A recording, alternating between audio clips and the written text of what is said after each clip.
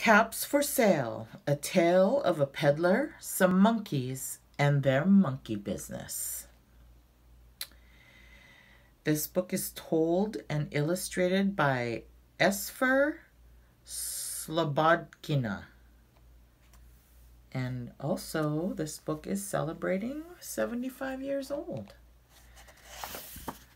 To Rosalind and Emmy Jean, and to their grandfather who loved to read to them. All right, let's see. Once there was a peddler who sold caps, but he was not like any ordinary peddler carrying his wares on his back. He carried them on top of his head. First he had his own checked cap, then a bunch of gray caps, then a bunch of brown caps, then a bunch of blue caps, and on the very top, a bunch of red caps.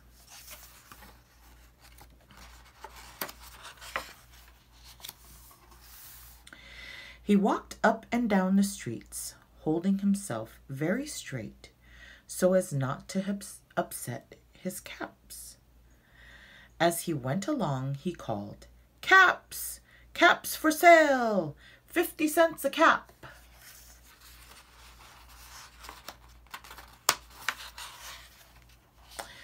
One morning, he couldn't sell any caps. He walked up the street and he walked down the street calling, "Caps! Caps for sale! 50 cents a cap!" But nobody wanted any caps that morning. Nobody wanted even a red cap.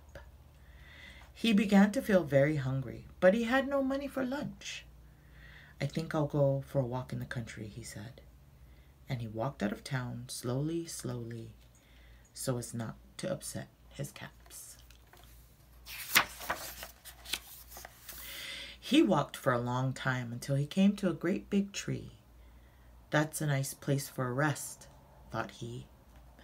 And he sat down very slowly under the tree, and he leaned back little by little against the tree trunk so as not to disturb the caps on his head. Then he put up his hand to feel if they were straight. First he checked his own checked cap, then the gray caps, then the brown caps, then the blue caps, then the red caps on the very top. They were all there, so he went to sleep. He slept for a long time.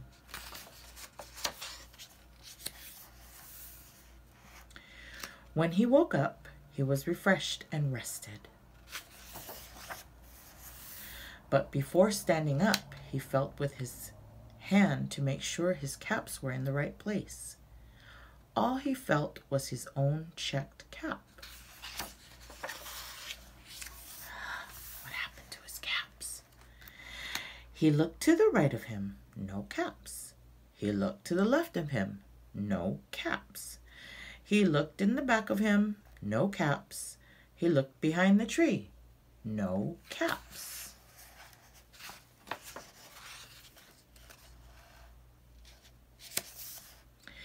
Then he looked up into the tree, and what do you think he saw?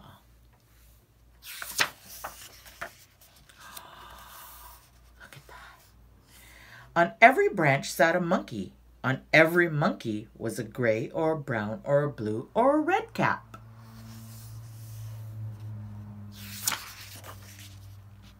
The peddler looked at the monkeys. The monkeys looked at the peddler.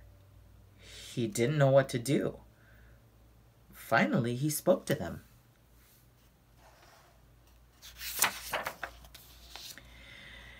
"You monkeys, you," he said, shaking his finger at them. "You give me back my caps." But the monkey only shook their fingers back at him and said, "Zzz, zzz, zzz."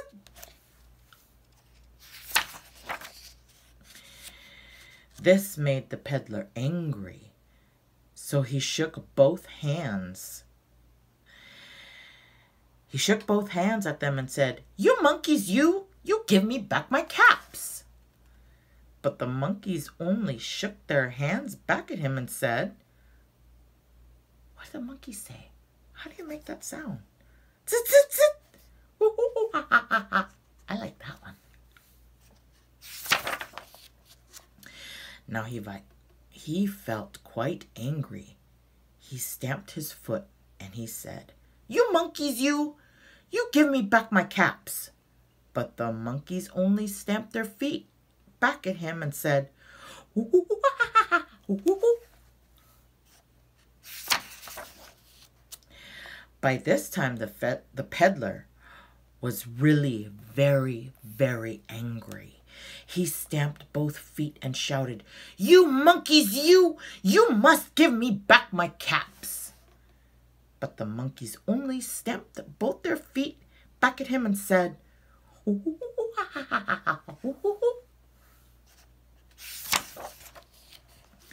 At last, he became so angry that he pulled off his own cap, threw it on the ground, and began to walk away. But then, each monkey pulled off his cap. And all the gray caps, and all the brown caps, and all the blue caps, and all the red caps came flying down out of the tree.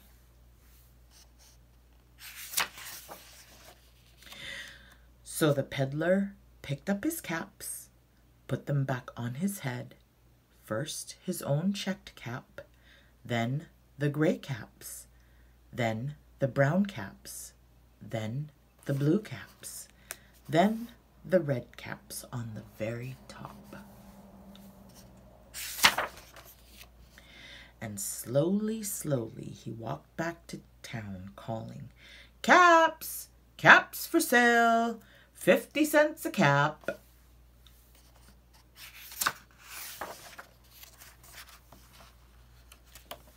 The end. I hope you enjoyed that story. That was Caps for Sale, a tale of a peddler, some monkeys, and their monkey business, celebrating 75 years.